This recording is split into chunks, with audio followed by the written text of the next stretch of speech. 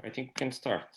So again, good afternoon, everyone. We're here for our 8th webinar on the Rural Need Youth Network webinar summer program. Just a few words before we start today's session. Some rules for the session just to help who is presenting. I would like you to ask you to shut down your microphone during the presentation to avoid any background noise. Don't worry, because we will have time enough and room for participation. So the session includes Q&A discussion session by the end of the presentation. And we also open to receive questions, written questions through Zoom and through Facebook. We are live in Facebook, so if you prefer to do it, you can write down your questions, and of course we will include it in the discussion.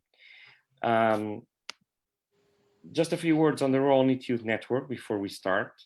Rural Need Youth Network is a fairly recent cost action.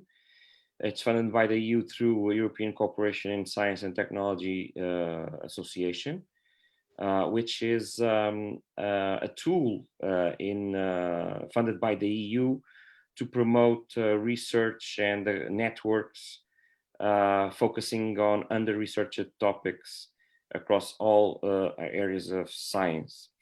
In the case of the Rural Need Youth Network, we are focusing mostly on three goals or objectives.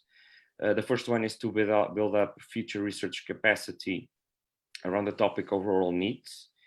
And we are focusing especially in Eastern and Southern countries, but the network is spreading across all Europe and outside Europe as well.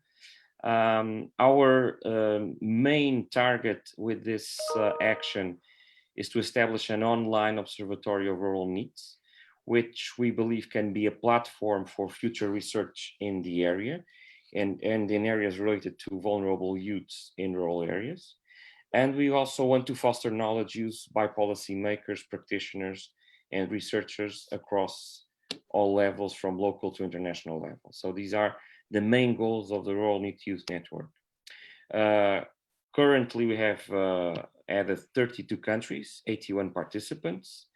We have members from many of the European members of COST, but also outside the network. Countries like Algeria and Russia are already represented in our network. And today we are receiving here Miroslava Bavorova, who is one of the members of this network. She represents the Czech Republic in the Rural Need Youth Network. Just a few words to introduce her before she starts. Miroslava is an associate professor at the Czech University of Life Sciences in Prague. She works at the Department of Economic Development, and she's coordinating a research group on behavioral studies in agri-food sector.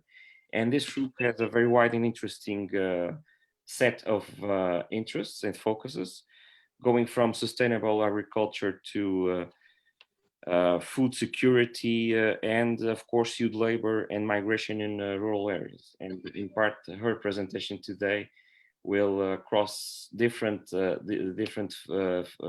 topics, but it's going to mostly focus on the perceived prestige of agricultural occupations among youths. So, Miroslava, welcome. Thank you very much, Francisco. I have a couple of questions before we start, just some informal conversation, informal chit-chat before we go on. You have made lots of research on the issues of youth labor market and agriculture. And it seems that there is a growing interest in understanding how youths may be more involved in the agricultural sector. And from your background experience, and of course you're going to explore this in more detail, are we seeing youths more interested in agriculture, or interested at least in some activities or some types of agriculture. What is your opinion on that? So we have studies in different countries, and what we can see that there are quite big differences. So what we see that the big driver of wanting to work in agriculture is for sure income, and also the interest of young people to live in rural areas. And we see the interconnection with this. And in countries that have problems, especially with the rural infrastructure, it is very difficult to keep the young people in the villages and in the remote areas. So it is what we see, especially in Russia. It will be the case study that I will spoke about today. We have also studies in African countries like in Nigeria, in Ghana, and there the situation is even more complicated because many people work there in a very small holder farms, so very small farms, and the young people who are skilled are rarely interested to take over these small farms. So it depends on the structure of agriculture in the country, and it depends of the rural infrastructure.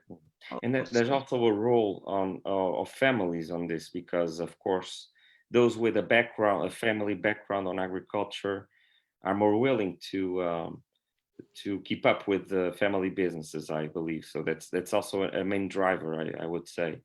It is very interesting, you know, that there is a research, and in countries with this smallholder structure of agriculture, it was found also that the parents prevent the children to work in agriculture. So they don't want them to work in agriculture. But where to be a specialist in agriculture is quite prestigious, where you can earn money. So the parents support this. But as you said, in general, it is like this. But in the countries with smallholder farms, quite often it is also different. Well, for me, coming from a rural area, and this is a last question before going on with your presentation, this issue related to the family background and especially to the family perceptions regarding agriculture is quite meaningful, in the sense that for many parents are a first generation of people that left the agriculture sector, or what they consider those works that are heavy, dirty, and with low income. So there's a sense that having children coming back to the agricultural sector is a kind of failure. Do you find this kind of perceptions in other countries? I'm talking about, of course, a case study in Portugal. But so, is it the same elsewhere in other countries that you have been working on? When I think about the Czech Republic, so what we have here is that we have two different organization types of agriculture. So we have the private farms, family farms, and we have the big farm like enterprises, organizations.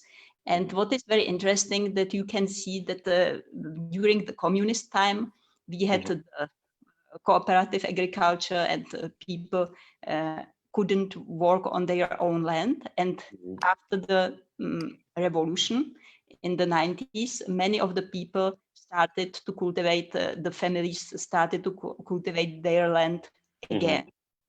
And what you can see, there are young people who are interested in this, but these young people have to have access to land. And you know, nowadays we are in a situation that there is, and it is the problem in the whole EU, that young people who are not from the families who owns land have very difficult access to land. So they can work in a position of managers in a bigger farms. Otherwise, there are not so many opportunities. Yes. Well, I'm sure you're going through all of this in more detail in your presentation. But thank you for the introduction. I'm going to stop sharing the screen. So from now on, the screen is yours. And thank you again for your presentation. And we'll be here for the Q&A session in a few minutes.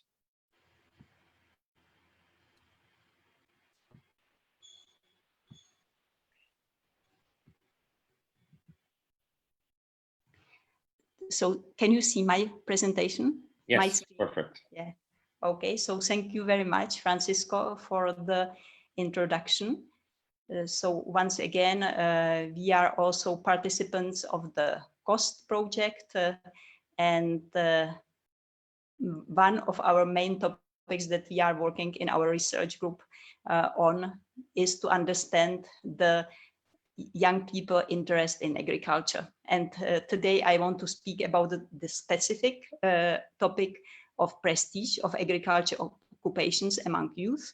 So I will tell you why we are interested in this topic. And first of all, I would like very shortly to introduce our university, our faculty, so that you can understand a little bit the background why we are working in the whole world, our research group, and our recent project on youth and labor and migration. And then I would like to come to the studies to prestige of agriculture occupation. And I will talk about our previous studies in Altai Krai in Russia, the prestige level of occupations among Russian youth. I will show you the results of our study on prestige again in Altai Krai, and I will conclude and think about possibilities for further studies based on our results. So the University of Life Sciences in Prague. So I wanted to show you that it is quite big university. It is this picture is a little older. So this all is the university. And what is nice that in a summer we will move in a new building, our faculty, which is just built somewhere here where we have the green part nowadays still. So this university is big and it has more than 20,000 students, mostly at the Faculty of Economics and Management. And our faculty is the smallest one with about 500 students. So we are the Faculty of Tropical Agri-Sciences and mostly having students from developing countries.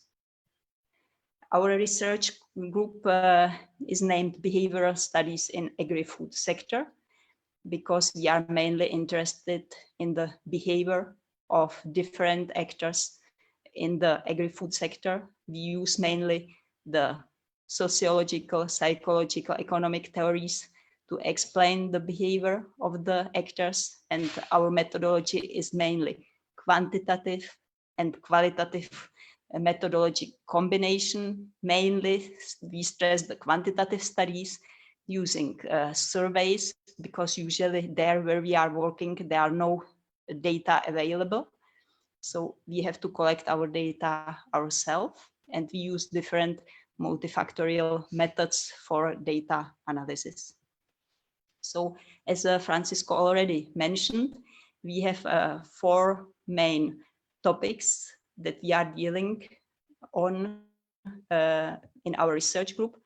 And the first one is environment and agriculture. So we look why farmers adopt, for example, or how they adopt to climate change, if they have problems with water issues and how they find solution for this problem. We work on food consumption and food security, on compliance. So we have some studies about food vendors, food processors, and we investigate which factors affect if those vendors, those processors, if they comply with law, and which factors affect it.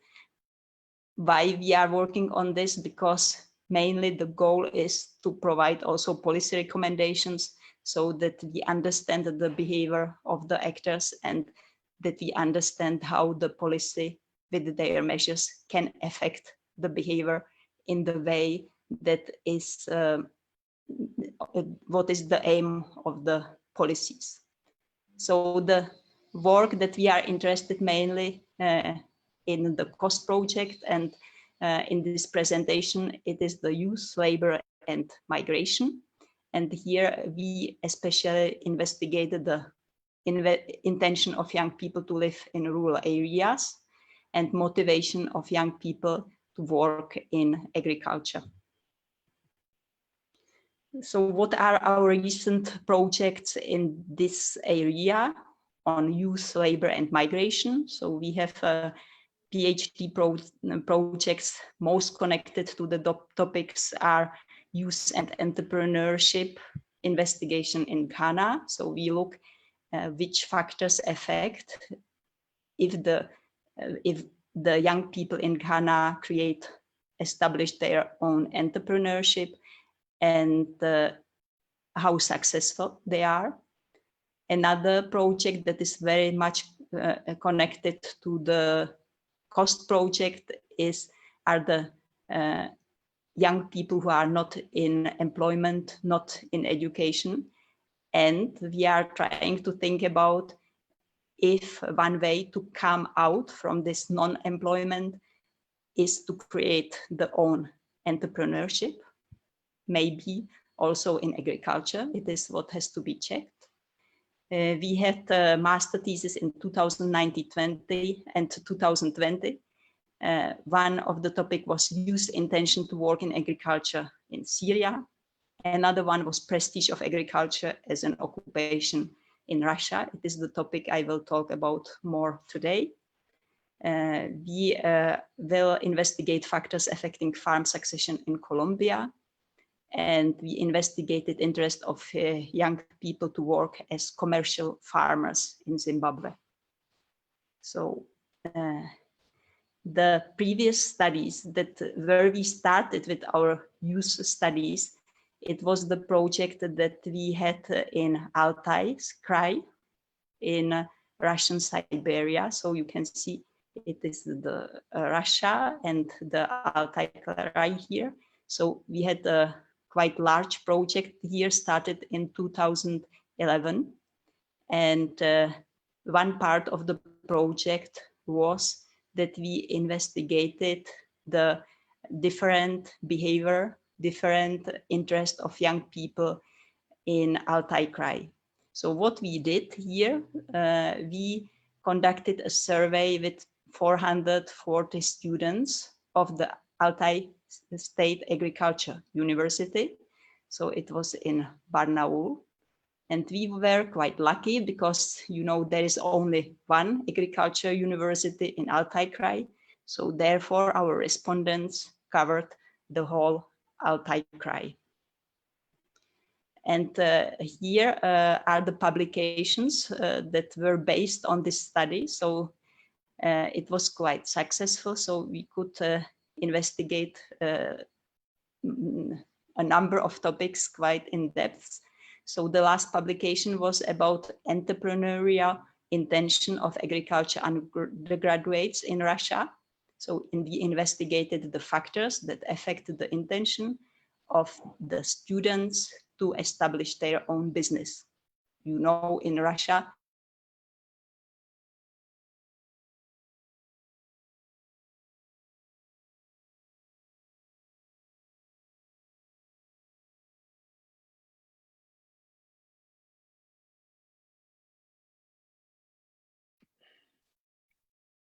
I think we have a problem here with the Miroslava connection, so probably we'll try to connect her again in the session so that she can continue to present it.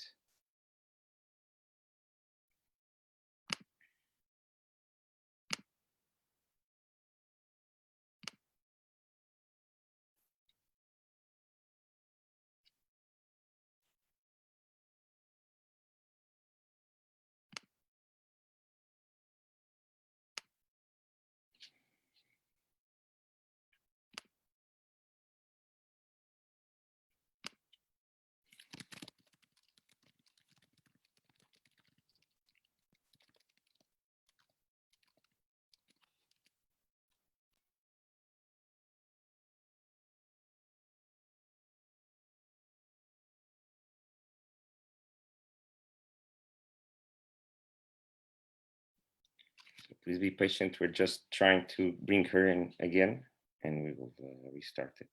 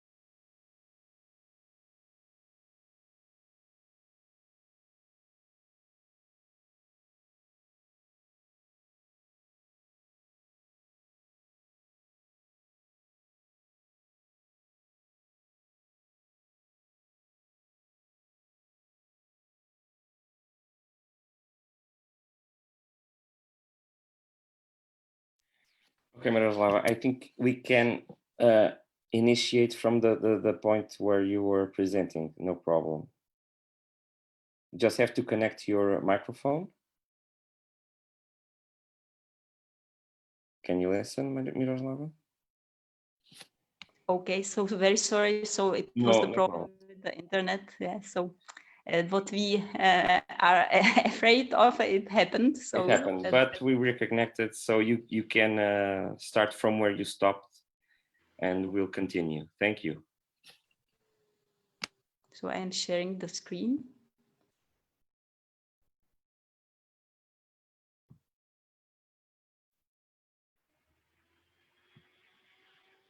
Okay, so I was talking about our previous works on youth and migration. So that were based on the survey that we conducted in Altai Krai in Siberia. So the other paper, and it is the topic of our work, what we did there, is the migration among young people, and it was about brain drain in Russian agriculture. The question what we dealt here with was if the young people who are interested to migrate in Western Europe, here on an example of Germany, if they would like to work in agriculture. So what we found is that the people who have agriculture education are skilled and who would like to migrate to Germany don't really want to work in agriculture in Germany. Then we had another topic, and the topic is called I don't want to work in agriculture. So it is about how if young people who study agriculture in Barnaul, in Altai Krai, if they want to work in agriculture. And what we found out is that they don't want mainly to work in agriculture. Which was quite interesting finding. I will not go too much in depth in all of the studies. So if somebody would be interested, please look at the paper. I'm also available for the discussion later. And our first study based on this data was a migration of agriculture educated rural youth. And this was the study where we investigated the factors that affect if young people want to migrate to the cities abroad or to stay in the rural areas. So when we take all the results together, is what we found is that the I am sorry, I can see all the videos here on the screen, so I can't see the text. What can I do? Maybe, I can, oh, sorry. Now it works. So the lack of agriculture specialists, low interest of agriculture students to work in agriculture, it is what we found in the area. And the problem, which is quite prevalent, very big problem in the area, is urbanization and out-migration of young people. So these are the main result of our study. And then we were asking which role in this development play the prestige. Is it possible that the prestige of agriculture in the area is so low that the young people don't want to work in agriculture here? So if we look at some studies that were conducted by FAO, so we saw that agriculture is not considered as prestigious, economical, meaningful, and productive and attractive. And FAO assumed that therefore there is the unwillingness of youth to work in the sector and to live in rural areas. This contributes to the lack of labor in agriculture and to rural urban migration, which are the problems that are prevalent worldwide. There was not much research done on the perceived prestige of agriculture occupation so far. And our goal was to close this gap. And in the project presented, we investigated the occupational prestige level of agriculture-related occupations relatively to other occupations as perceived by youth. So we have different projects on the topic of agriculture prestige in the last 3 years in a course in research design. We conduct with the students, with the master students, quantitative questionnaire survey. Each student collect data on occupational prestige among youth in their countries of origin using Google Forms and social media. So we achieve to have a convenient sample, but still we can collect data from different countries and to have some comparison. So this year we have data collected in Nigeria, Ghana, Colombia, Peru, but the data analysis here is still in progress, so I cannot present this data. And we have a master thesis on prestige of farm occupation perceived by Russian youth. And it was the case of Altai Krai. So this study was intended to develop our work, what we did in the past in the Altai Krai on young people. So when we look at the occupational prestige, and what is known, we see that there are really not many studies, especially in the agriculture. So there are studies in different sectors that find that the occupational prestige is a multi-dimensional subjective perception of particular occupations. And the measurement is possible only in relation to other professions. So our studies are mainly based on a study by Turner from 2001, who investigated the occupational prestige of physiotherapy and the perceptions of student physiotherapists in Australia. We just apply this study for and adapt the study for agriculture. So what is also known is that the prestige differ across the countries, but it is not known how it differs. So the objectives of the study was to investigate the perception of youth regarding agriculture as an occupation, to reveal the occupational prestige level of agriculture occupations. So we selected 3 agriculture occupations that we consider as the main ones. The smallholder farmer, so it is the farmer who produces the food just for himself and the family, the household. Private farmer who produce the food for sale or the agriculture products for sale, and farm manager in a larger organization. The third objective is to explore factors influencing the prestige level of farmer occupations. The methodology for data collection, we used the quantitative questionnaire survey that was conducted between September and October 2018. We used online Google Forms questionnaire and pen and paper face-to-face interviews. First, we wanted to use just the face-to-face interviews, but it was not so easy to approach the respondents. Therefore, we decided also to collect the data online. The number of respondents was 350. The target group were students of various faculties of the Altai State University in Barnaul. It was conducted in Russian, and we collected a convenience sample, so we we can't generalize the results for the whole population. So for the data analysis, we use descriptive analysis and multiple linear regression analysis. Our dependent variable in the models in the linear regression analysis was the prestige level of an agriculture occupation that we measured on a scale from 1 to 7. We had 4 models.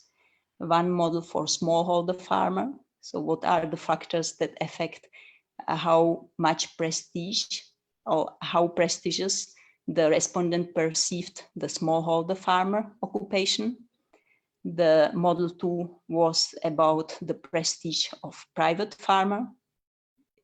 Private farmer is usually a farm owner and produce for sale. And in the third model, we investigated factors that affect the prestige of a farm manager occupation. The fourth model, in the fourth model, we looked at the average prestige of farmer occupations compared to the other occupations. So we tested the data for the models for multicollinearity and found out that there is no correlation between the variables. So how we asked for the prestige. So, you know, it is usually not so easy to measure some concepts that are not fully 100% measurable. So we got the inspiration from the paper by Turner, as I mentioned, who conducted the study on physiotherapy. And we asked the respondents, please imagine a ladder with steps numbers 1 to 7. The top of the ladder represents highest occupational prestige, and the bottom represents the worst, lowest occupational prestige. Please rank the following occupations according occupational prestige. So we selected 10 occupations that are very usual, like medical doctor, judge, politician. Then we had the 3 types of the agriculture occupations: smallholder farmer, private farmer, farm manager, nurse, teacher, cleaner, and taxi driver. For the independent variables in the multifactorial models, we checked the effect of following factors on the prestige, like gender, age, faculty that the student is studying, like biology, mathematics, sociology. So again, here we couldn't fully achieve our goal as before we collected the data. We wanted to have also students from agriculture, but unfortunately we didn't get access to those students, so we couldn't include them. And what we wanted to investigate is if the attitude towards agriculture, different indicators, change the perceived prestige of agriculture among the students, and also the family background, if the parents work in agriculture or not, if there is an effect how the students perceive the prestige of agriculture. So the first result, if we look at the attitudes towards work in agriculture, we had the question that we asked, to what extent do you agree with the following statements? Agriculture is exciting work, man work, low income work, dirty work, important work for society, hard work, time consuming work, and work close to nature. So the one, it is quite unusual how we depict it here. Strongly agree is the lowest. So those who agree, the agreement is 1 is strongly agree and 5 is strongly disagree. So the respondents agree that agriculture is work close to nature. They agree mainly that it is time-consuming work, hard work, important work for society, but they do not agree that much that it is an exciting work. So it was quite interesting for us. What we found here, that when we look at the perceived prestige dimensions of the occupations, so we see, if we asked in general how they perceive the prestige level, so we can see that the cleaner, taxi driver, smallholder farmer are the lowest prestige occupations. The medical doctor, judge, politicians are the highest prestige occupations, how perceived by the students. And we have the teacher, farm manager, and private farmer somewhere in the middle. So I just wanted to show the first result that we have from this year from Nigeria. And also in Nigeria, the results are very similar. So you see cleaner, taxi driver, smallholder farmer, and nurse are the lowest prestige occupations. And the medical doctor and judge are the most prestige occupations. What is very interesting, I think, in the Nigerian data that we collected with the student is that the teacher has quite low prestige, and the private farmer has quite high prestige. The smallholder farmers, which is the most prevalent form of agriculture enterprises in Nigeria, has quite low prestige. So this can be decisive also for the young people when they select for the occupations. So we looked not only on the perceived prestige in general, but we looked, so the perceived prestige in general, it is the same result, just differently depicted. So you can see the prestige and the black line here. And we have the different dimensions of the occupations, like income, responsibility, and social importance. So when we look at the income, so we can see that, for example, the medical doctor is a occupation with high prestige, but with quite low income in Russia. You can see the green line is the income here. So if you look at the social importance, you can see that the social importance by the medical doctor is the highest. If we look at the occupations in agriculture, smallholder farmer, private farmer, and farm manager, so we can see that the prestige, as we already mentioned, is somewhere in the middle, smallholder farmer rather low. So we see that the income, perceived income, is very low by the smallholder farmer. So we see by the private farmer, the income level is higher, and also the prestige of the farmer is increasing. And if we look at the farm manager, we see that even here the income level is much more higher. The perception of a social importance is quite similar compared to the private farmer and even smallholder farmer. So what I even think interestingly for the teacher, you can see that the prestige of the occupation somewhere in the middle, the responsibility of the occupation as a teacher very high, social importance very high, but the income level very low.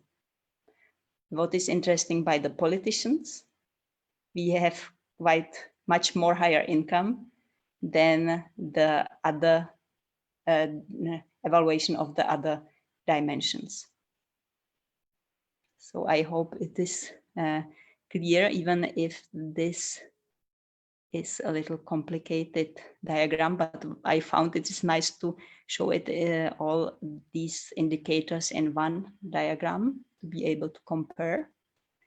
So when we look at the results of the multiple linear regression, so we have the four models that I mentioned. The first model, smallholder farmer, model 2, prestige of private farmer, perceived prestige of farm manager, and the model 4, it is the average of all farmer occupations. And we can see that gender does not play any role in the perception of the different farmers' occupation, but we can see that age play a role, even though all our respondents are youth. So still, the older the students are, the more prestige they perceived the occupations in agriculture. We can see only in the model for private farmers that studying biology increase the perceived perception of occupation of private farmer. If we look at the perception of agriculture and the effect on the prestige of agriculture, so we can see that an important variable is a low income work. So if the people perceive that agriculture is low income work, the perceived prestige of agriculture is lower. And another result, so these are only the second part of the model, we see that those who think that agriculture is men work, those perceive agriculture as a lower prestige occupation, and those who assume that agriculture is an exciting work, they perceived agriculture as a more prestigious job.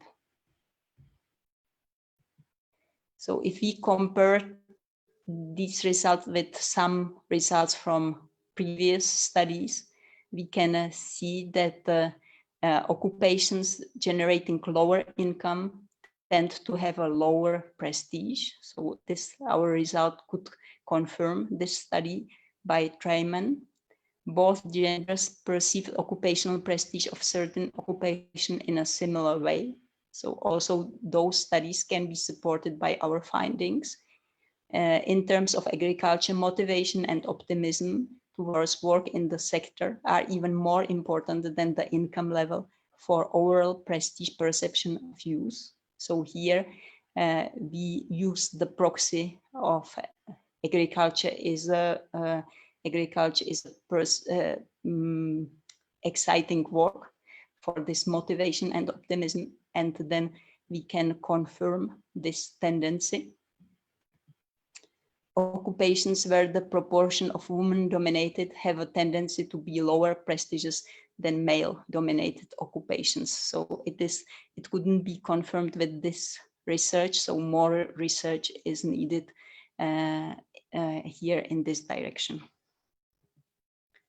For the conclusions, we found that smallholder farmers and private farmers, as expected, are below the average prestige level compared to the other professions. So these are the low prestigious occupations. Only the farm manager is slightly above average prestige level.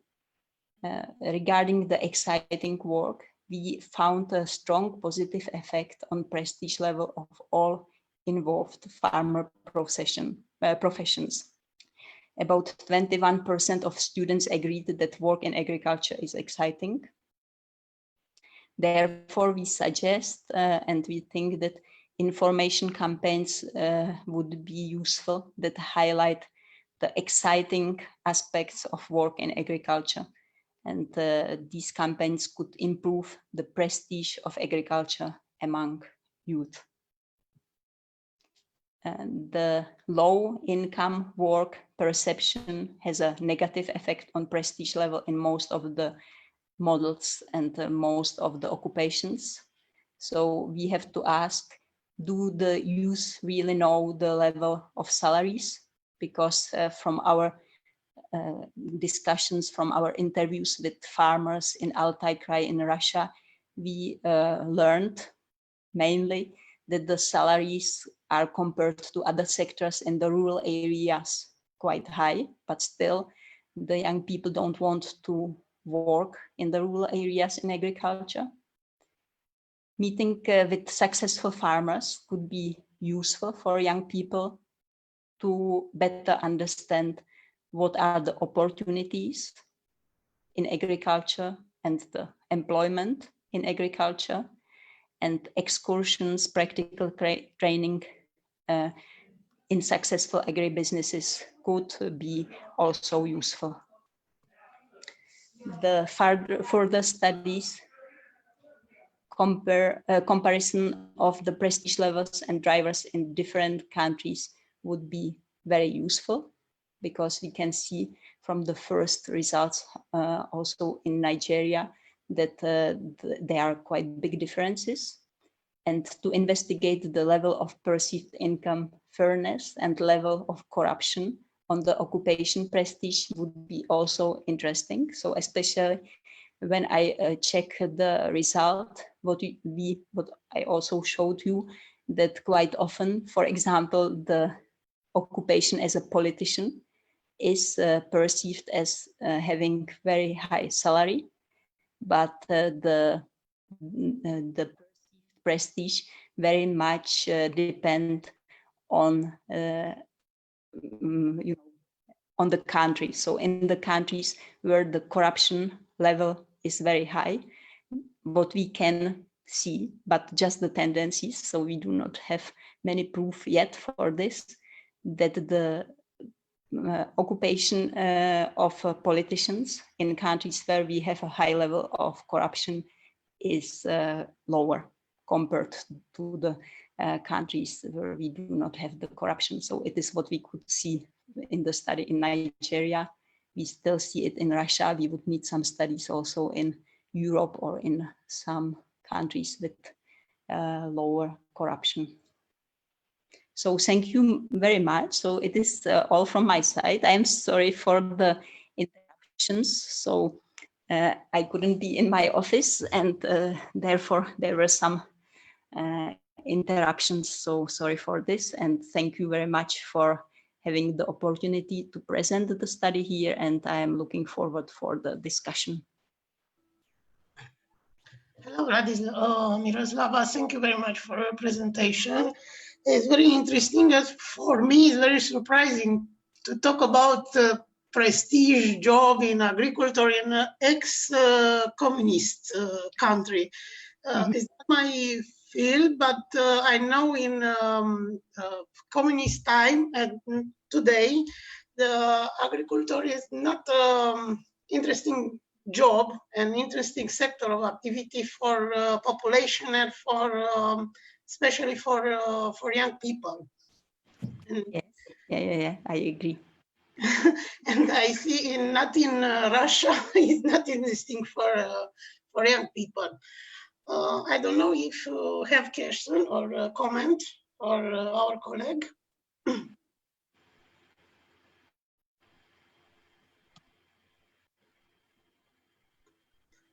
Okay. I want to ask you something. When you talk about different jobs, teachers, taxi driver, and farmer, probably, I understand correctly. Mm-hmm. Yes. You haven't also considered the level of education, because to be teachers or medical or doctor, you need some level of education, but for farmer is not necessary. You need a land in Romania, for example.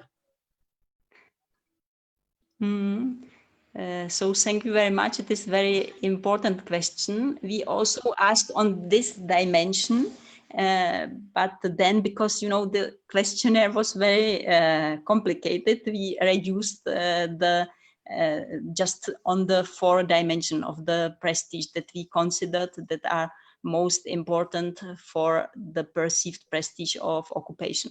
But as you say, the education that is necessary for the occupation, the education that is necessary for the occupation is very important in the perceived prestige. And for the farming occupations, you know, it is very important to disaggregate the different positions in the agriculture if you want to have a better picture, because in agriculture we have not only the 3 positions, but it is the starting point that we need to look.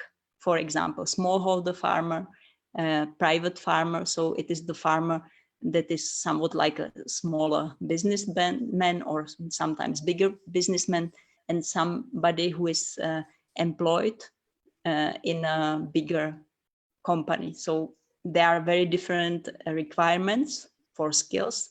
If the labor has to be skilled, and there are different salaries of these jobs. So if we look further, so it is important also to differentiate between the workers, for example, in the business, in the agribusiness, and then to understand more the drivers, and especially people who are missing in the rural areas in agriculture are the skilled people. And, you know, to understand all the drivers in the different countries, so we have to distinguish between the type of the agriculture that we mentioned. In many countries, we have the agriculture that is based on the smallholder farmers that produce food just for themselves. And it is an important part to achieve food security in those countries. So the farmers has very small land, and the main goal is to achieve the food security of the household. And then we have the commercial farmers. They are in, you know, partly in the countries where we have the smallholder, but also in the other countries, like in Europe, the prevalent farmers, the main producer of agriculture produce, are the bigger farmers, the private farmers, or the enterprises, the companies. Thank you. And when you talk about farm manager, you talk about the leader, who is the farm manager? A farm manager, you know, it can be the boss of the whole company, yeah, but it can be also the manager, for example, in the crop production or in the livestock. So these are the skilled occupations. Okay, thank you. I understand now. Another comment. Ilkay, it's your field. You are a specialist. Actually, I have one question to Mirka. I know a little bit they are working on this topic, but I am a little bit surprised about the finding of increase in age also increase the perception positively toward being increase the perception average. Am I right? You know, what we have to have in mind, the age is between 18 and 22, but still you can see that in all models, or most of the model, the age plays a role. So exactly, it's the young people, if they get older, that they somewhat change their idea about the prestige of agriculture. I think this is parallel to EU level also. There are also findings when you are getting older and older, even retired, you would like to turn back to farming. Even if you don't have a farming family background, you buy the land, or you consider farming as a very important and also maybe second occupation after retirement. This is in parallel with that. And do you think there is, why it is the case in Altai region, why the age is increased and they give more value to farming because of like marginal movements like vegetarian, vegans, agroecology movements, or because it's in the socialist system, it's top opposite. You cannot promote farming with new generation, no? You know, as I mentioned, the age here is the respondents are students, so they are between 18 25 years old maximum. So I could check the descriptives.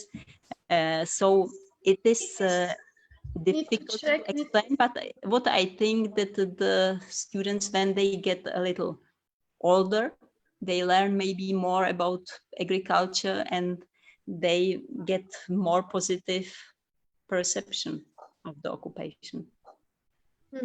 But we don't know why they get, we don't know if it's because of the marginal movements or they feel, you know, the marginal movements we can't expect because they are in the area, you know, it is very rarely that there would be some ecological movements or something like this. Miroslava, we have two questions about our colleague from Algeria.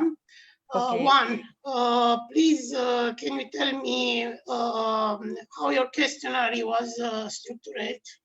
And second, how can the public policy improve this prestige to attract the young people?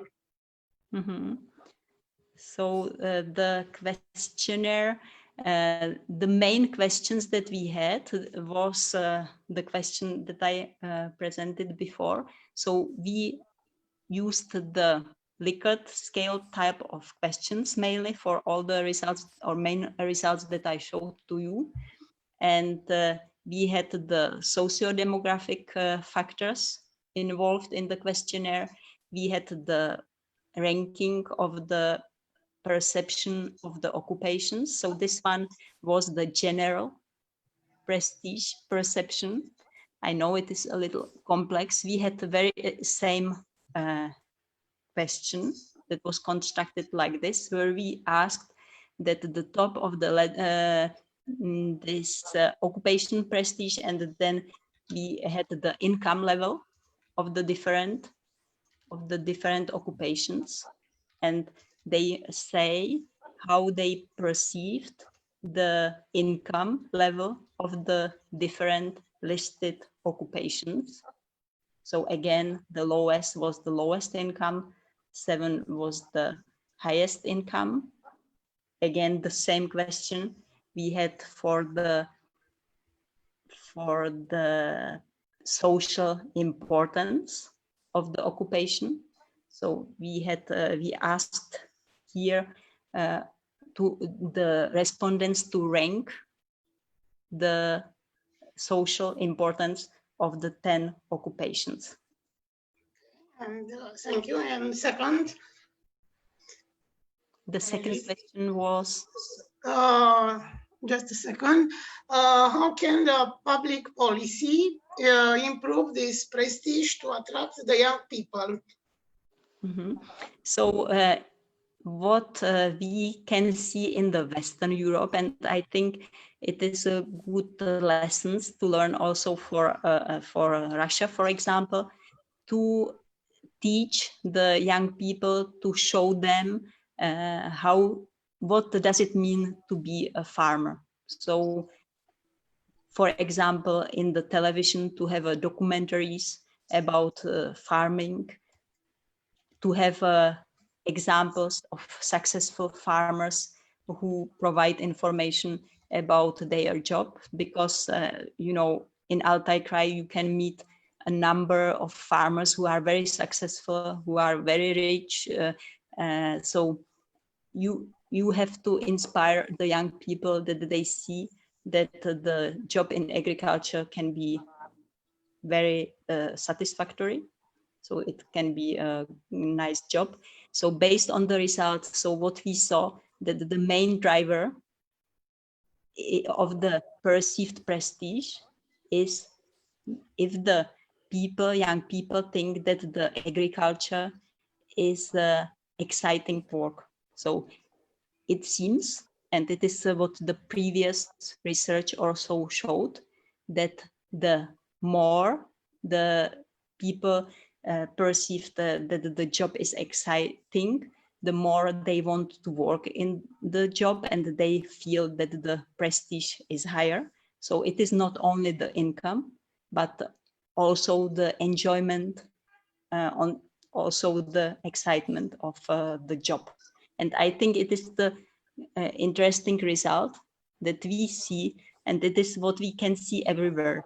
So we see that there are not so many, but we see there are young people who still want to work in the rural areas and who wants to work in agriculture.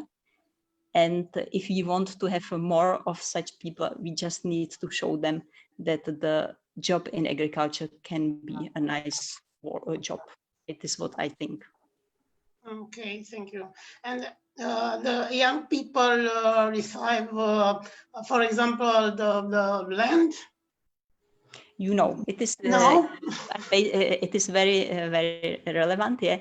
So if we have the studies in the EU, so in the EU there is a new policies supporting young farmers who take over the farm of their parents. So what do they get? They get credits, they get financial support to start to overtake the farm, and these are the young people who have already the access to land. So in the EU policy, it was already the measure was already implemented. So young people who take over the farm has the possibility to get financial support. But not in Russia. No. In Russia, you know, No. in Russia, No. such measures are not possible. They are measures for development of rural infrastructure. So they are programs, but usually they do not have so much money in the budget. What was one of the support for young people in agriculture was, for example, that the government supported the building of flats for people working in the villages in agriculture. So it was, or it can be done by the government, but it is sometimes done also by the enterprises. They build flats, they build even houses for young farmers in the villages to attract them to live there. Okay. And you expect another results from another country involved? Because I see Ghana, Nigeria from Africa, country from Africa. No, I understand correctly? Yeah. So, you know, what we now also... It's very different, sorry, very different country. Yeah, it's very, you know, it is, therefore it is so challenging. And when I am talking, so you see there is a quite big complexity to understand. Usually we want to have a one theory that is valid for so many countries, you know, for all young people if possible, but we see that there are big differences, as you mentioned, in the countries. And we have especially big differences in the structure and success of the agriculture enterprises in the countries. So we have Russia. Now we want also to start research in the Ukraine. In the Ukraine, the situation is very similar as in Russia. So we expect similar results there. But in Nigeria, what is very complicated, and you know, it is quite a complicated question that is very interesting and challenging to work with, is how to deal with the structural change in agriculture. So what is clear that the young generation, you know, in some countries in Africa, we have 60% of people working in agriculture. So in Czech Republic, it is 3-4%.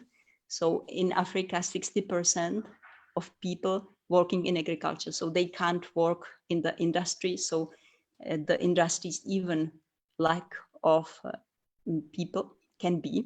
Yeah. So it depends how the development in the countries is.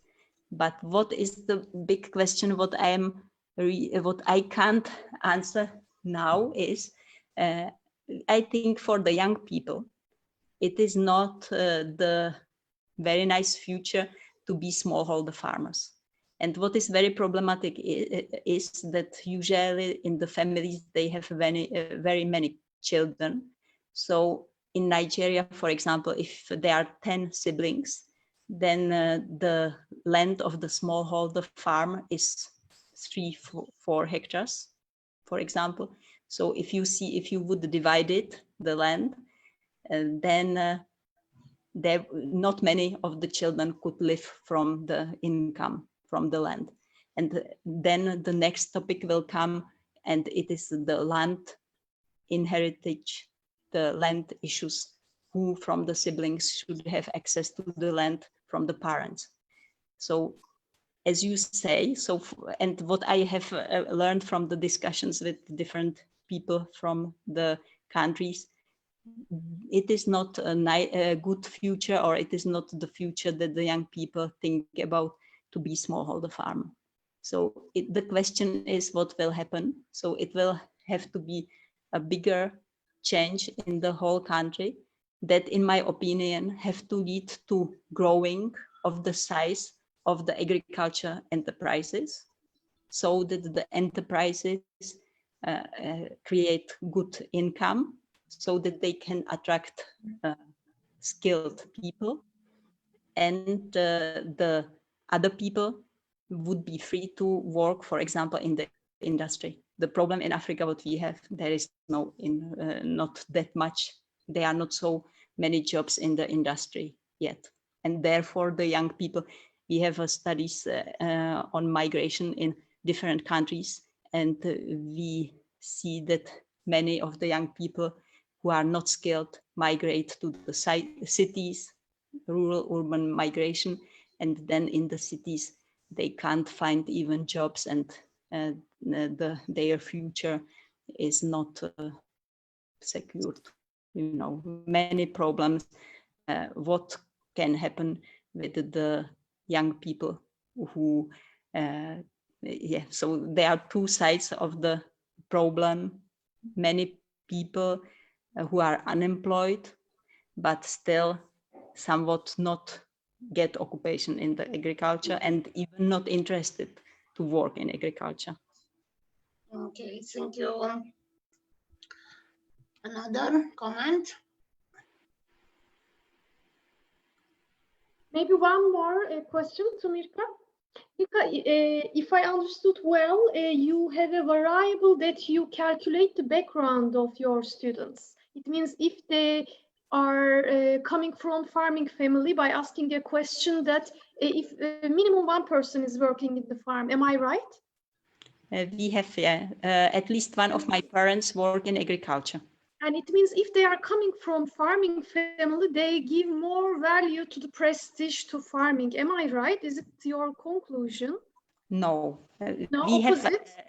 we found it, if we look at it, just this variable affect the prestige of farm manager job. So again, you know, I think here we have to be somewhat careful that we would need maybe for the next studies to go more into depth and to understand what is the position of farmers in agriculture. I see. It means it's not clear if you are coming from farming family or not farming family, to give a prestige to farming as a career, it's not very clear, right? Yes, there's no difference. Only for in the model for farm manager, which does not explain much. You can see only one model. Yeah. So, and it is for the explanation of the perceived prestige of farm manager job. And what was your expectation? What you would like to find? If you are coming from farming family, you give more value as a prestige, as a career, or opposite?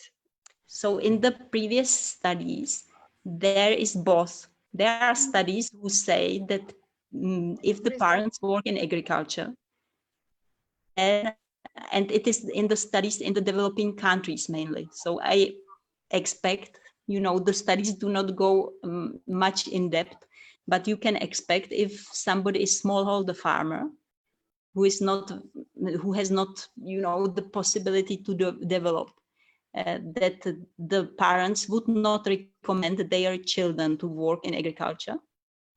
But if somebody is, for example, private farmer, and he has his own land, his own farm that can be inherited by the children, then it is where we can hypothesize that the parents will inspire the children to take over the farm. So it is different, you know.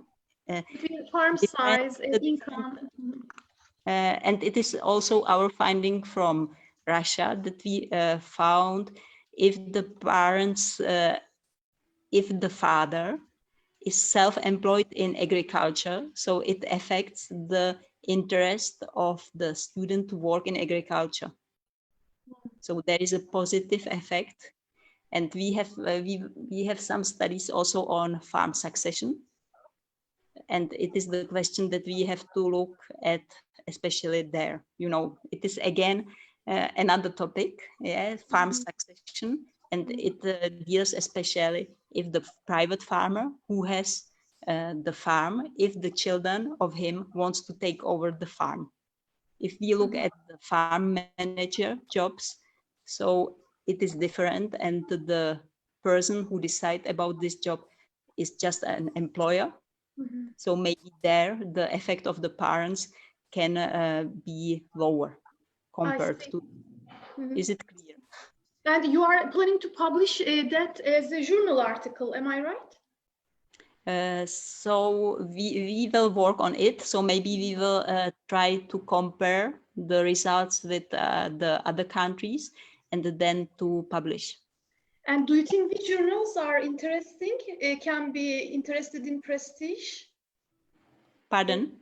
Which journals are interesting for you for that study? Do you have any mind, like titles, journals? I didn't think about this so far yet. So what I wanted to present is the explorative survey, and I am interested in the question of prestige because I think it drives many of our decisions. So people want to be medical doctor because it is prestigious work, but not because it is, only the occupation that you would like to do. So therefore, I would like to understand it more. So there are some studies, I think like a journal of rural studies could be even interested in this. I see. Because it's sociological background, psychological, I see. Yeah. But I don't want to say that this study, that these are the final results. So I wanted more to show the way how we try to deal with this with measurement of something that is quite difficult to be measured. And at the end it will be comparative. How many countries it will be at the end? We have to think which countries we can compare. We have a good data now for Nigeria and Ghana, and it is the decision if we should publish the data for Nigeria and Ghana together, and maybe for Russia in a different paper, because as you know, all the discussion showed that the conditions are very different. And then the prestige of agriculture, but around the world, when I discuss with my students who are around the world with other people, then the agriculture, and what we see also from the FAO studies, the agriculture is quite low prestige job among the young people. And I somewhat don't agree with this. I think there is a misperception. I agree to you. I'm also working on young farmers. You know, a majority of my discussions is telling that they feel that there is an increasing prestige of farming. They always give a statement in a very positive way, but maybe they are marginal group. I don't know, but I feel also in that way. Yeah, we were thinking that we were thinking for a study in the Ukraine, that we would like to ask about job satisfaction, the three groups of farmers, and how satisfied they are with their job: smallholder farmer, private farmer, farm manager. And because now we have the perception of the young people, so it can be a misperception, but still, this is the driver for the young people to decide about the job, even if it is misperception. And then we want to look, if we go in the reality, to the smallholder farmers, private farmers, farm managers, how they perceive their job. Prestige, I think you will find very high, because they are insider and students are outsider. Yeah. And if they already involved, they give very high value. And then I think there is the place for the policy measure and for the information campaign, that how to close this gap, between the real job satisfaction and about the perception among young people how prestigious different jobs are. It's And very interesting how to, yeah, it's very interesting question. I am also thinking on that question actually with my current paper. Okay, thank you. very good, so we can discuss even. Yeah, later, yeah, sure. So, yeah. So because I don't think, that it is so good for the development of the society that if we have the high prestige of only, for example, judges and medical doctor, it's clear they are important, but bank officers, I think if we would somewhat rank all these positions, I think there are many misperceptions. And I think the society maybe should think about this, because all occupations are important there. But among respondents were people who working in agriculture and now come back to school for specialize, for learn about their job. So if the young people who have experience with In agriculture, yes. No, you give me very good questions, because it is what we found in Syria this year in the study about willingness of students to work in agriculture. So we found that those who worked in agriculture before, that they want to work in agriculture. And now learn about complete your school or education for working in agriculture. Yeah, so because they want to usually to work in a higher positions as a specialist, in a bigger farmers, if in the country there are such type of farms. But the experience in agriculture, in Germany, they do not do it nowadays, but maybe 15 years ago, there was a rule that you couldn't study agriculture before you had a 1 year training in agriculture. Okay, thank you. It seems to be some policies that can help, because it is a pity what we found in Russia, that from the agriculture student, just about 40% of them want to work in agriculture. And then it is the question why they study agriculture. And we see it also in other countries. In Syria, it was about 60%. So I think it is not rational for the whole society to pay the education for people in a different area compared to where they want to work. Okay, thank you. Another comment? I'll probably just one more question, and then we probably can wrap up. My question has to do with something that I actually been generally discussing with Ilkay, which is related to the fact that to the impact that COVID-19 might have on the prestige of farming. As you know, our society suddenly understood the importance of food production. During confinement, we did depend much more. We did learn about how much we depend on food consumption and on food production. So I wonder, and this is your opinion and not based on, of course, your studies. I wonder if COVID-19 and the aftermath of COVID-19 might have some kind of impact on the perceptions about farming and about work prestige in the area. So, we have a study in a different area on effect of COVID, and it is at the end of the agri-food chain, and it is the buying habits of consumers, where they buy food. And we investigate how the e-commerce, or if they buy in internet the food. So if there are changes, and there I totally agree that the consumers will get used more to buy food in internet.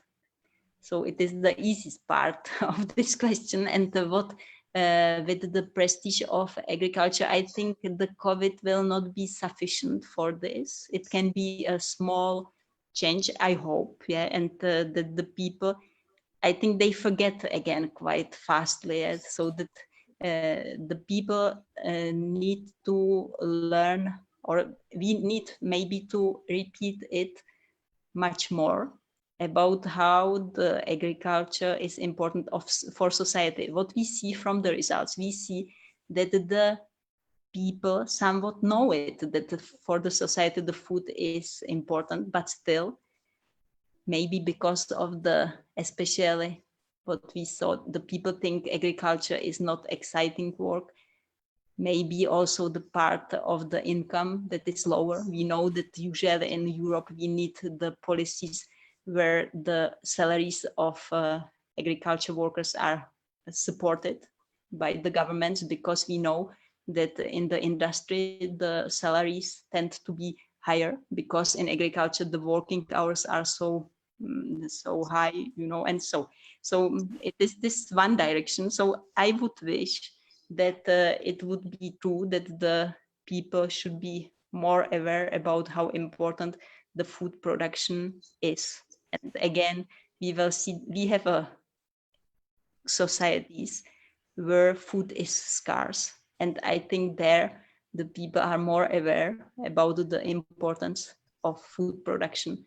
In our developed societies, it can be a little problem because we pay maybe 10% of our salaries for food. And I think it is maybe not enough to be aware how much resources it costs, if again, Thank if you. it's, I think you summed up very well. Actually, there's just one more question, and I will ask you for a brief answer. Although what I see here is a question that is mostly aligned with the next webinar, and it has to do with how much importance digitalization might have in changing youth's perceptions about agriculture. That's something that surely Ilkay will deal with it in some more days and on the 31st. But one or two thoughts on this issue. I think it can make the youth more interested to work in agriculture if there are new technologies. What we can see, especially in the economically developed countries, if there is a using of precision agriculture, for example, technologies, machinery, there are people who are young people who are who like to work with these technologies, and I can imagine that it could change the perceived perception of the young people about agriculture positively. So it has to be, the young people has to understand that agriculture is a sector that is developed and that is a modern. Yes. That is maybe cool. Yeah. Yes. Well, Miroslava, thank you very much again for your presentation. I don't know if you have any final comment, anything else that you would like to add to the presentation before we leave. I would like to thank all the attendants, and I would like to thank for this very nice discussion. And I think that we will continue also in our cost project to understand the topic of young people and their possible employment in agriculture in more depth. And I'm looking forward for this. Thank you, Miroslava, for your presentation again.